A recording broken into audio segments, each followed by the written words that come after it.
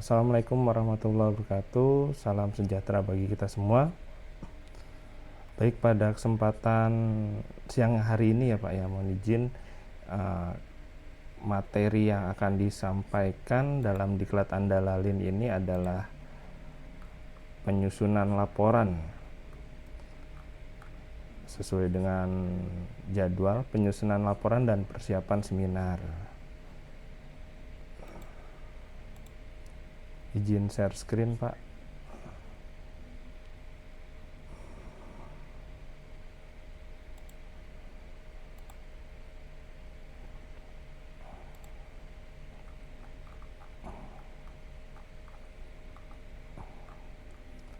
Ini pesertanya ada 30.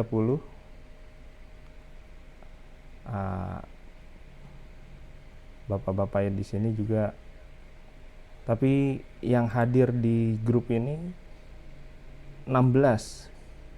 Benar ya Pak ya? Oke.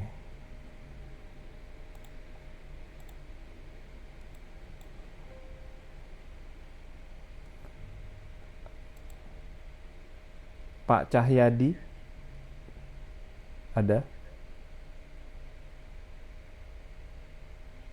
Pak Rizky Herdiansah ada. Pak Wahyu Anggun ada. Oh iya. Bu Anissa ada. Hadir Bapak. Ya. Pak Sulistyo ada.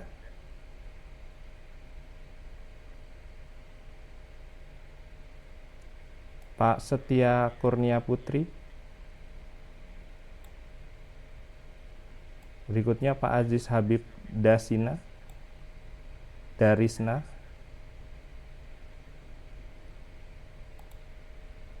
Berikutnya Pak Arif Diliantoro Matsencai.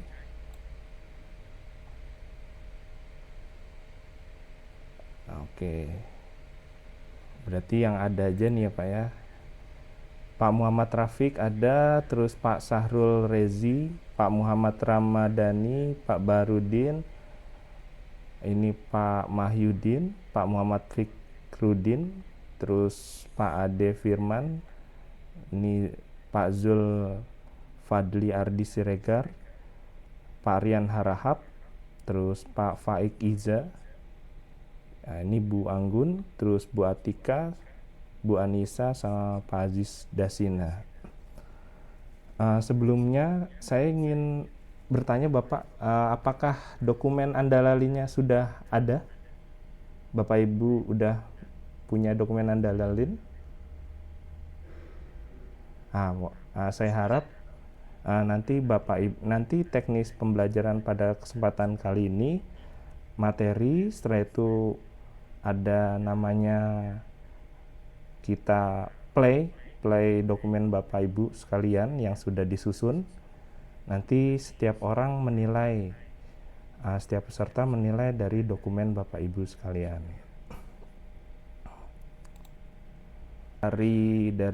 Dari Andalalin ini adalah pertama memang Undang-Undang Nomor 22 tahun 2009 dan turunannya adalah Peraturan Pemerintah Nomor 30 tahun 2021.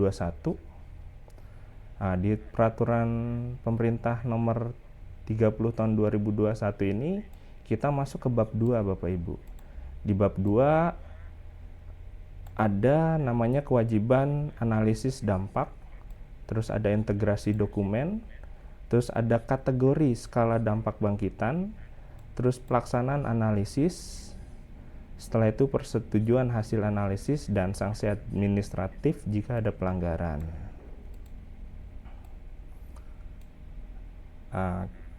Sama, masih saya ulang. Jadi kewajiban analisis apa sih yang perlu dianalisis dampak lalu lintas itu, Bapak Ibu nanti menganalisis apa aja, mulai dari pusat kegiatan, mall, terus pemukiman, infrastruktur, jalan tol, dan jalan baru ini perlu ada Andalalin. Sedangkan dokumen Andalalin sendiri Bapak Ibu, kita ulang lagi bahwasanya itu udah jadi satu kesatuan ya Bapak Ibu ya, udah jadi satu kesatuan dengan AMDAL. Jadi AMDAL dan andalalin itu jadi satu untuk dikeluarkan. Ini untuk yang besar ya Pak Ibu. Kalau yang untuk kecil ini ada UKL, UPL. Jadi satu untuk dikeluarkan perizinannya.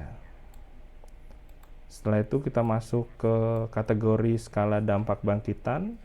Dampak bangkitan ini ada tinggi, sedang, dan rendah, tergantung dari kategori yang telah ditentukan.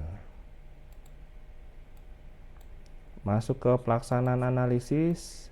Jadi yang perlu dianalisis dalam tadi, yang bagian tadi ada bagian-bagian tadi yang terkait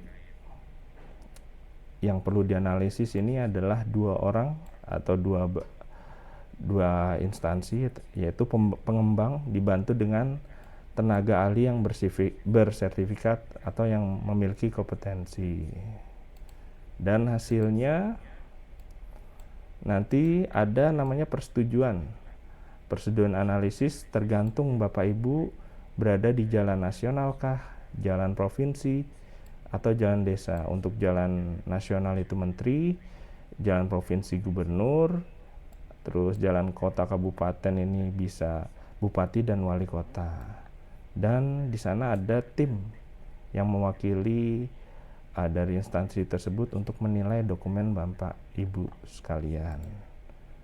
Terus sanksi administrasinya seperti apa?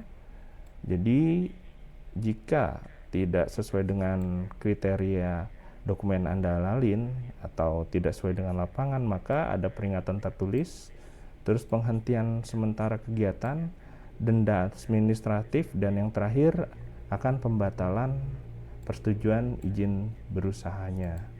Jadi bisa di pending, di cancel untuk perizinan izin mendirikan bangunan atau izin kegiatan tersebut. Kita masuk kepada materi kita pada kesempatan ini adalah penyusunan laporan dan persiapan seminar andalalin. Jadi seperti yang saya sampaikan tadi, saya harap Bapak Ibu semua sudah memiliki dokumen andalalin untuk kita roll and play pada kesempatan siang hari ini. Izin Pak, kalau belum ada dokumennya gimana Pak? Kalau belum ada dokumennya, ini mohon izin nanti kita ini sampai jam 4. Nanti kalau belum ada, saya harap Bapak udah ada. Entah Bapak cari atau minta temennya, itu barangkali ada satu grup, ada yang punya 2, Bapak minta. Ini kan nanti Bapak minta kepada temennya, atau Bapak pernah magang di suatu tempat, atau Bapak pernah teman, ya pokoknya harus ada Pak nanti, soalnya yang dipaparkan dokumennya. Entah siapa yang susun, silakan Bapak cari. Oke, terima kasih pertanyaannya ya. Terkait yang dipresentasikan itu yang baru kita susun atau yang terdahulu yang pernah kita susun? Bisa yang sekarang jika sudah ada, atau bisa terdahulu. Intinya bagaimana cara Bapak Ibu memahami tentang dokumen yang ada atau ditulis, yang tertulis pada tulisan tersebut. Jadi bisa dokumen Bapak yang akan, misalkan Bapak lagi magang atau Bapak telah menyusun kegiatan ini cuman belum sertifikasi, nah bisa. Atau bisa juga dokumen yang lain Bapak pakai buat presentasi. Nah, seperti itu. Terima kasih pertanyaannya. Iya.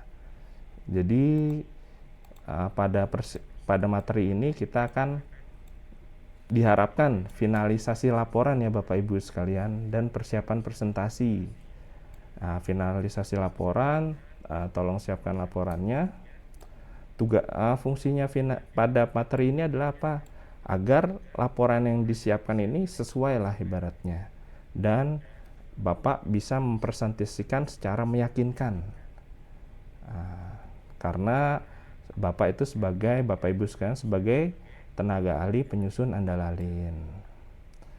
Nah, karena Bapak Ibu sekalian ini nanti sebagai penyusun. Jadi Bapak Ibu nanti akan memiliki sertifikat kompetensi. Nanti kalau biasanya Bapak Ibu kalau sudah namanya sudah keluar di sertifikat kompetensi, Bapak Ibu akan masuk ke database ini. Apa terlihat? Nah, di sini ada database dokumen andalalin. Mulai dari nama, ada yang perseorangan, ada yang instansi. Bapak Ibu namanya nanti akan tercantum dalam database si andalan debhub.go.id. Nanti setelah Bapak Ibu lulus, nama Bapak sah untuk menyusun atau namanya tertulis pada penyusun dokumen andalan tersebut. Jenjang keahlian ada pratama, utama, tergantung tadi yang mungkin sudah disampaikan oleh pemateri sebelumnya, bahwasanya tergantung pada tingkatan Bapak Ibu nanti. Seperti itu. Kita masuk lagi. Itu struktur laporan dan isi laporannya seperti apa? Kita sesuaikan dengan PM 17 tahun 2021. Ini sebelumnya kan Undang-Undang Nomor 22, terus turunannya adalah PP 31 tahun 2021 apa ya tadi ya. Terus turunannya lagi adalah secara teknis adalah PM 17 tahun 2021. Isinya apa saja? Nah, di sini ada 2, 3, 4, 5, 6, 7, 8, 9, 10. Ada 10 poin ya Bapak Ibu yang wajib ada pada dokumen tersebut. Nanti Bapak Ibu silakan dipaparkan. Kira-kira ada nggak nih poin-poinnya yang sesuai dengan PM 17 tahun 2021. Pertama, pastilah ada perencanaan dan metodologi analisis dampak lalu lintas. Yang kedua, analisis kondisi lalu lintas dan angkutan pada saat ini atau kondisi existing. Terus analisis bangkitan dan tarikan lalu lintas dan angkutan jalan, gimana pertumbuhannya atau lokasi mana yang menimbulkan bangkitan dan tarikan. Terus di sini ada selanjutnya adalah analisis distribusi perjalanan, lewat mana saja, terus modanya yang digunakan apa saja, dan pembebanan jaringan jalan. Nah, ini sudah dapat juga ya Bapak Ibu kemarin pada perencanaan transportasi kalau nggak salah. Terus simulasi kinerja lalu lintas. Nah, di sini Bapak Ibu visi rasionya, terus visi rasio setelah pembangunan, visi rasio setelah pembangunan ditambah 5 tahun. Nah, di simulasi ini Bapak Ibu lengkapi data-data tersebut hasil analisis. Setelah itu, setelah simulasi, Bapak Ibu masuk pada rekomendasi dan rencana implementasi penanganan dampak. Kira-kira mau diapakan nih setelah tahu simulasinya? Oh ya, untuk yang simulasi ini Bapak Ibu boleh ditambahkan software ataupun tidak, terserah ya Bapak Ibu. Yang penting udah diketahui bahwasanya peningkatan kinerjanya itu seperti apa, dan setelah Bapak Ibu lakukan manajemen rekayasa lalu lintas, dampaknya signifikan atau enggak. Jadi boleh pakai VSIM atau ini merek ya, atau boleh pakai simulasi apapun, atau boleh pakai manual saja atau hitung-hitungan bisa. Setelah itu kita masuk ke yang ke-7 nih ya, rekomendasi dan rancangan implementasi dampak. Jadi Bapak Ibu merekomendasikan apa? Misalkan zebra cross ataupun rambu lalu lintas ataupun penerangan jalan. Nah, Bapak Ibu rekomendasikan. Dan ini sebagai apa? Penanganan dampak apa? Misalkan zebra cross untuk penyeberangan dan lain-lain. Dan setelah itu Bapak Ibu juga lengkapi dengan rincian tanggung jawab ya. Di sini ya Bapak Ibu sekalian yang perlu diperhatikan secara matang-matang. Misalkan melakukan ada pabrik perlu ada zebra crossnya itu biaya dari mana, siapa yang tanggung jawab. Terus misalkan ada petugas, perlu adanya petugas kepolisian atau petugas lalu lintas yang mengatur pada saat peak hour, atau kalau pabrik keluar masuk kantor atau rumah sakit pada saat jam-jam jenguk dan lain-lain. Nah itu misalkan perlu orang, nah siapa itu yang bertanggung jawab, siapa yang menyediakan orang tersebut, siapa yang menyediakan petugas tersebut. Nah di sini rincian tanggung jawab Bapak Ibu harus secara rinci tertulis. Nah tertulis, nanti kan pas waktu sidang jangan saya yang bertanggung jawab, itu pengembang dan lain-lain. Nah disitulah diskusi akan terjadi seperti itu. Berikutnya kita masuk ke rencana pemantauan dan evaluasi. Diharapkan Bapak Ibu di bab ini, Bapak Ibu ini ibaratnya monef ya. Jadi setelah rincian tanggung jawab, Bapak Ibu nanti menyediakan formulir yang namanya formulir pertanggungjawaban atau persetujuan atau monef ya. Jadi nanti petugasnya atau dari kepolisian atau dari kementerian atau dari di sub provinsi atau kabupaten ini datang untuk memantau apakah sudah terpasang, apakah sesuai dengan apa yang telah disusun pada Andalalin. Nah, di sini Bapak Ibu dilengkapi, dicek lagi dokumennya. Setelah itu, nah ini gambaran lokasi umum, pengembangan dan pembangunan pasti Bapak Ibu sudah ada, tinggal dilengkapi. Seperti itu. Ini untuk struktur dan isi laporan. Berikutnya, pada finalisasi dokumen laporan Andalalin, kita masuk ke aspek kualitas dan kelengkapan laporan. Di kelengkapan laporan, ya biasa ya Bapak Ibu nanti cek tata bahasa dan penulisannya seperti apa, terus konsisten antara data dan analisis harus sesuai, jangan misalkan ada data yang kurang atau analisisnya berbeda dengan data, itu harus sinkron. Jadi yang mengambil data, walaupun surveyor yang mengambil data, Bapak Ibu tuh harus tahu juga datanya dan harus udah tahu secara detail. Kalaupun nggak paham terhadap data itu, tanya langsung kepada petugas pengambil data tersebut di lapangan, agar pada saat Bapak Ibu sudah menganalisis sampai panjang, do nothing, do something, ternyata datanya salah, kan itu sesuatu hal yang sangat membuang energi Bapak Ibu. Jadi diharapkan dari data awal harus pas dan siap, agar analisis yang Bapak Ibu lakukan dapat sekali hitung. Nah, seperti itu. Terus diharapkan Bapak Ibu nanti di laporannya ada visualisasi data ya Bapak Ibu, mulai dari grafik, tabel, peta. Nah, biasanya di dokumen Andalalin ada seperti itu. Terus adanya dokumen terakhir ada lampiran, misalkan data lalu lintas di ruas jalan sekian dilampirkan. Terus kondisi lalu lintas Bapak lampirkan jika ada. Atau surat-surat mengenai surat tugas petugas survei bisa juga dilampirkan di sini. Seperti itu untuk aspek kualitas.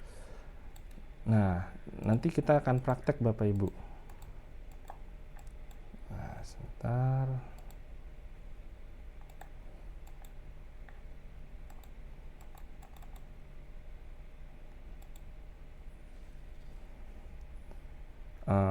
Tadi saya sudah mendengarkan bahwasanya ada Bapak Ibu yang belum punya dokumen. Solusinya tadi Bapak Ibu cari, atau nanti Bapak Ibu minta di grup ya, grup teman-teman ini, barangkali punya 2 atau 1. Bisa nggak kalau satu dokumen Andalalin dibuat diklat bersama-sama? Nah itu biasanya sih boleh ya Bapak Ibu ya, kan yang dinilai itu bagaimana kita memahami tentang cara pemahaman kita untuk terkait dokumen tersebut. Yang sebenarnya yang dinilai itu mulai dari pengambilan data, terus menganalisis, terus perencanaan transportasinya seperti apa tadi ya, distribusi perjalanan Bapak itu sampai tahu. Jadi kalau misalkan ada satu dokumen dipakai beberapa peserta, menurut saya Pak Yana, tapi nanti kebijakan lagi dari panitia, menurut saya sih boleh-boleh saja. Soalnya yang dinilai adalah pemahaman Bapak Ibu sebagai penyusun dokumen andalalin, pemahaman keprofesionalan Bapak Ibu sebagai penyusun andalalin, yang dinilai sih seperti itu. Kan ini ada diklat. Berikutnya untuk nanti Bapak Ibu saya minta paparan dokumennya seadanya, karena ini cuma pelatihan ya Pak Ibu. Biasanya kalau offline Bapak Ibu itu dibuat kelompok, terus jadi satu, maju ke depan. Namanya Bapak Ibu sidang andalalin pastinya tim ya, nggak sendiri seperti skripsi atau tesis, itu nggak sendiri. Jadi kalau sidang andalalin biasanya Bapak itu tim, mulai dari surveyornya, nanti kalau misalnya ada pertanyaan surveyornya turun. Nah berikutnya ada lagi mulai dari penyusun datanya atau penganalisis datanya, terus yang akhirnya yang membuat kesimpulan dan lain-lain. Nah di sini karena sekarang online, saya minta nanti satu persatu orang peserta diklat menyampaikan. Nanti barangkali ada waktu lagi kita perbaikan, terus di pemberian masukan. Jadi maksud tujuannya adalah sebagai role and play, kondisi yang sesungguhnya. Terus habis itu Bapak Ibu setelah ada masukan, Bapak Ibu perbaiki lagi. Dibuat biasanya kalau sidang andalalin, Bapak Ibu catat dokumen apa saja yang maksud saya masukan apa saja. Misalkan perlu adanya petugas, Bapak tulis. Nah petugas, terus koordinasi dengan Satpol PP misalkan, koordinasi dengan Disub, Bapak tulis. Nanti setelah Bapak tulis, Bapak masukkan di lembar berikutnya, telah direvisi pada halaman sekian. Nah, seperti itu. Nanti penilaian dalalinya kalau dia mintanya apa, kita sudah buka sesuai dengan dia yang minta langsung ke halamannya. Jadi nggak usah buka-buka dari awal. Kalau buka-buka dari awal nanti ketemu lagi nanti masukan yang lain. Jadi fokus perbaikannya apa, di halaman berapa, langsung to the point.